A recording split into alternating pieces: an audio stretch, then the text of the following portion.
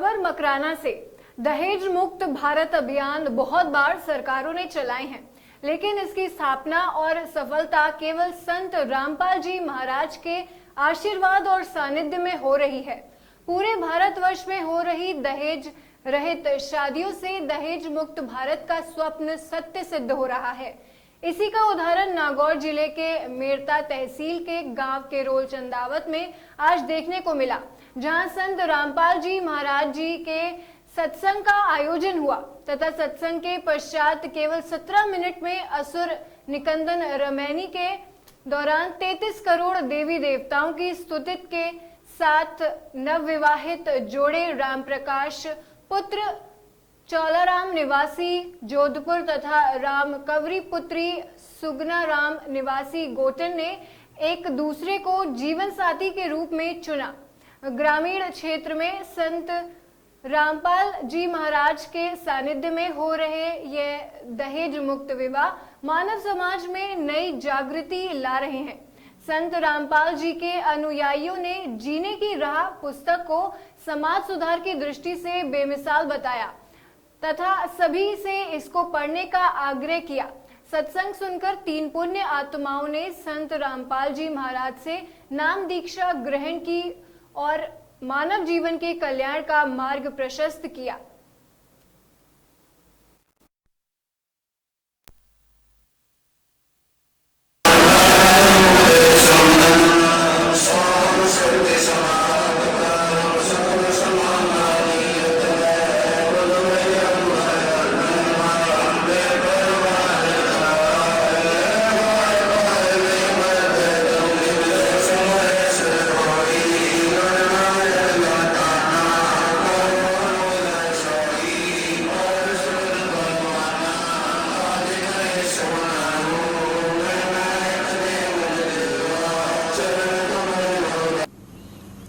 अब इस अमृतवाणी को आप आसानी से समझ सकोगे, क्योंकि आपने बहुत सत्संग सुन लिए हैं।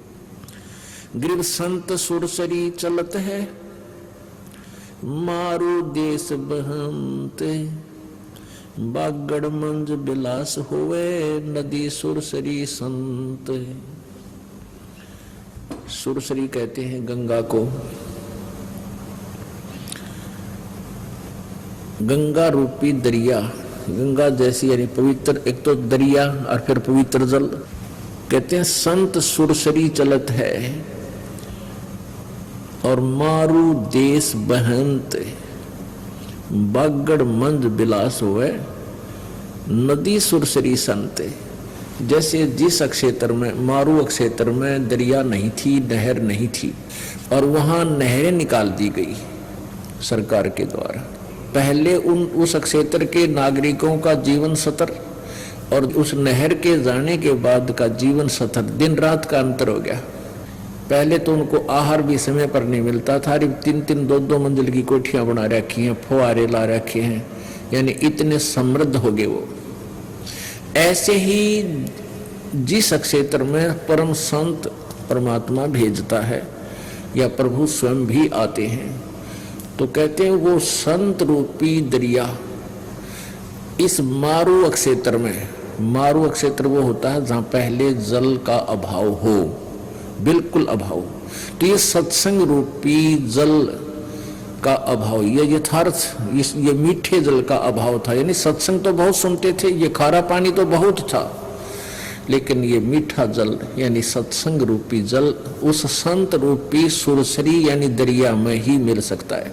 तो वो संत रूपी दरिया जहां से बहती है, जहां पर वो चल रही है, तो वहां आसपास के क्षेत्र की पुण्यात्माएं उसको उनके पास आकर के और फिर अपने अंतःकरण की सिंचाई कर लेते हैं और फिर वो सभी सुखी हो जाते हैं उस परमात्मा के सत्संग रूपी जल की